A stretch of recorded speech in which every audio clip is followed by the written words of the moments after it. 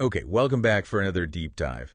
And today we're tackling something I think is, well, it's pretty vital for anyone building anything new, really. It's this idea called the validation gap. Mm-hmm. We're digging into an article by Sam Robertstad over on the Product Leaders Playbook. He really crystallizes this danger zone Right? where, you get positive feedback early on. You think, yes, we've got it. But then launch day comes and, it's quiet, maybe too quiet. Yeah, exactly. It's that classic scenario, isn't it? Someone says, "Oh, that sounds cool," or you get some positive noises in a survey and you kind of run with it. You feel golden. You do. But the real test, and this is what the article gets into, is does that initial enthusiasm actually translate? Will people really use it? Or, pay for it, or maybe even switch from what they're already doing. That's the million-dollar question. It really is. So our mission today, basically, is to help everyone listening figure out how to tell the difference. Distinguish between just polite interest, maybe, and actual solid validation. So you don't end up building something nobody actually uses. Exactly. Avoid the cookits. Okay, let's dive into the core mistake here.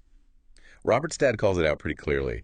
It's this fundamental error of mixing up feedback with like actual proof. Mm-hmm. Someone says, yeah, I like that idea, and we immediately picture them logging in every day. But the article really hammers home this point. Mm-hmm. Thinking isn't doing. It's such a simple distinction, but so easy to forget.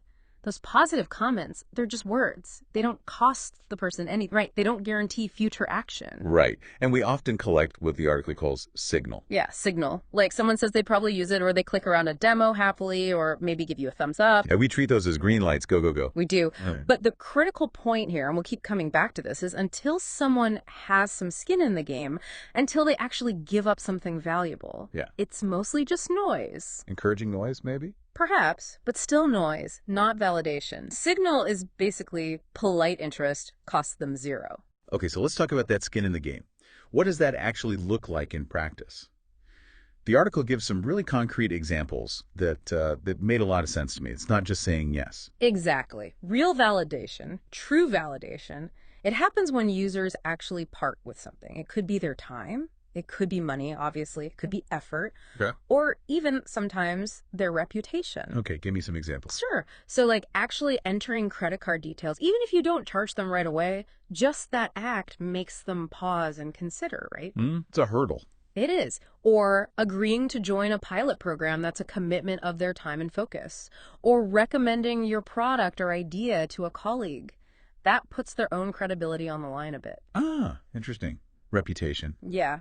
Or actually switching from a tool they already use. That takes real effort, overcoming inertia. Even something like them emailing you unprompted, asking, hey, when is this launching? That shows genuine interest, a real need. Okay, this flows really nicely into this concept. The article uses the validation ladder. I found this super helpful as a way to visualize it. It's like a 3-step journey. Yeah, it's a great mental model. Simple, but effective. So the bottom rung, step 1, is signal. Which we've just talked about. Right, that's where you get those initial positive reactions. Oh, interesting. Yeah, I could see myself using that. Great idea. Feels good, costs nothing. But potentially misleading. Hugely misleading, potentially. The article calls it the most deceptive stage for a reason. It's so easy to think they liked it, it's validated, when really it's just a casual comment. Okay, so what's rung number 2? Climbing up a bit. Step 2 is simulation. So here, things get a bit more interactive. Think clickable prototypes, demos they can play with, maybe early access to a very basic version. Right, you're testing usability now. Exactly. You're seeing how people interact with the thing. Can they figure it out? Does the workflow make sense? And this is definitely more valuable than just signals, right? You uncover confusion, you get richer feedback. Oh, there's a but. There's a but. It still lacks true commitment.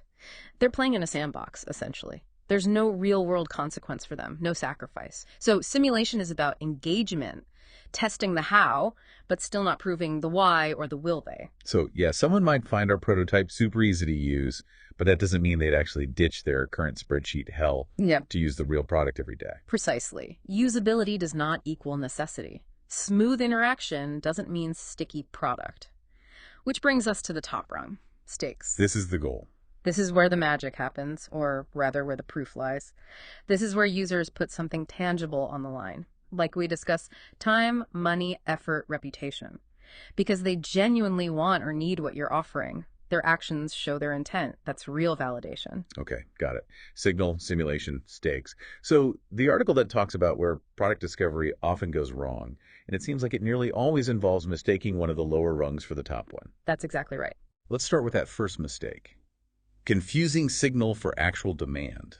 That B2B SaaS example you mentioned earlier, that really resonated. Oh, yeah, the dashboard story. It's such a perfect cautionary tale. This team, they do their interviews. Everyone says, yes, we need this dashboard. It looks amazing. Your signals galore. Totally. So they felt validated, right? Poured resources into building it, launch it, and then 3 months later, usage is like less than 5%. Ouch. What went wrong? Well, the disconnect was, while people liked the idea of the dashboard in theory, their actual daily work was so embedded in spreadsheets.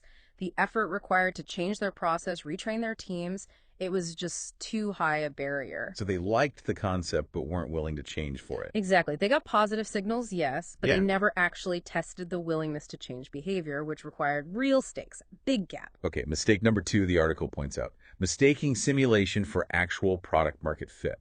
You know, you have this slick prototype, people click through it, say, wow, this is smooth, and you think, we're there. Right. But again, usability isn't indispensability. Just because it's easy to click through doesn't mean it solves a burning problem strongly enough for them to integrate it into their lives or workflows. It doesn't guarantee stickiness. Not at all. A smooth demo proves it works, maybe, but not that it's needed. And then the third trap. Mistaking curiosity for commitment. This one feels subtle. Someone joins your user research call, asks really smart questions, seems super engaged. Yeah, they lean in, they say, this is really interesting, keep me posted, and you walk away feeling like, yes, got one. But interest is passive, isn't it? Action is active. As the article puts it, nobody pays for just nice concepts.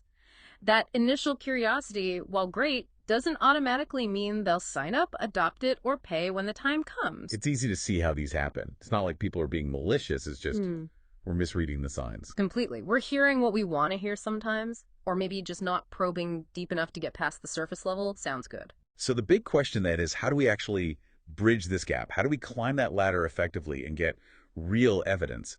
The article offers some practical strategies. Yeah, it gets really actionable here, which is great. One powerful tactic is to ask for a credit card up front. Whoa, okay.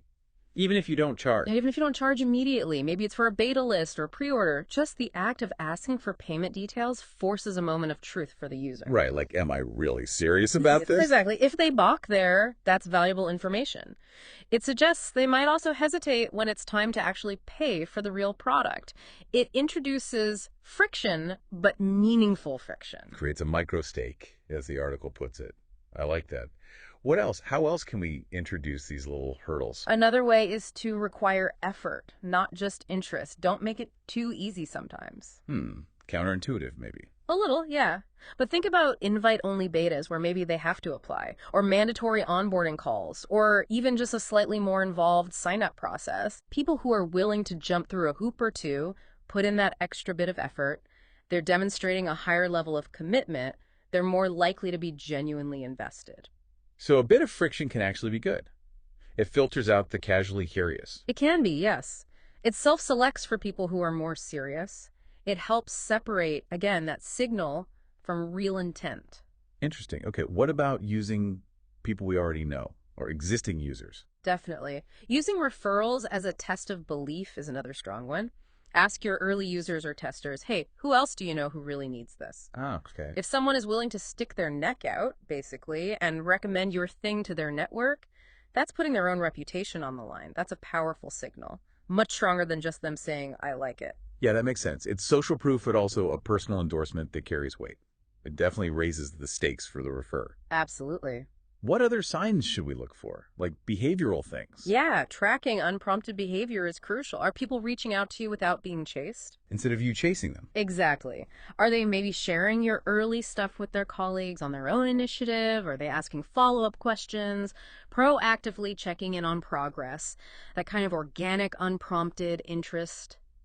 You can't really fake that at scale. It signals genuine underlying need. Right. Those actions speak louder than polite words in an interview. Definitely. And finally, the article kind of wraps this section up by saying, start small.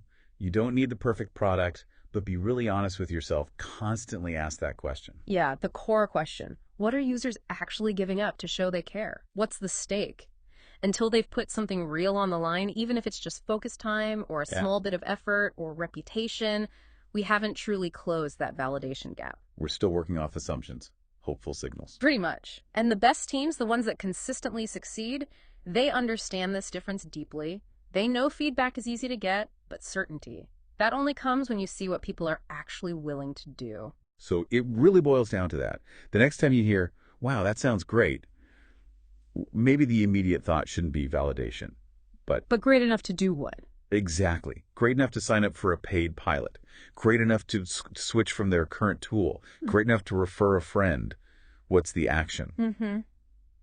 And maybe that leads us to a final thought for everyone listening, like a quick gut check. Yeah. Think about whatever you're working on right now. Your project, your feature, your idea. Where does it honestly sit on that validation ladder? Are you mostly collecting signals? Are you in simulation? Or do you have real evidence of stakes? Before you write that next line of code or plan that next sprint. Yeah, ask yourself, what are my users really giving up right now that proves they need this? Is it solid validation you're building on? Or is it still just hopeful signals, something to definitely mull over?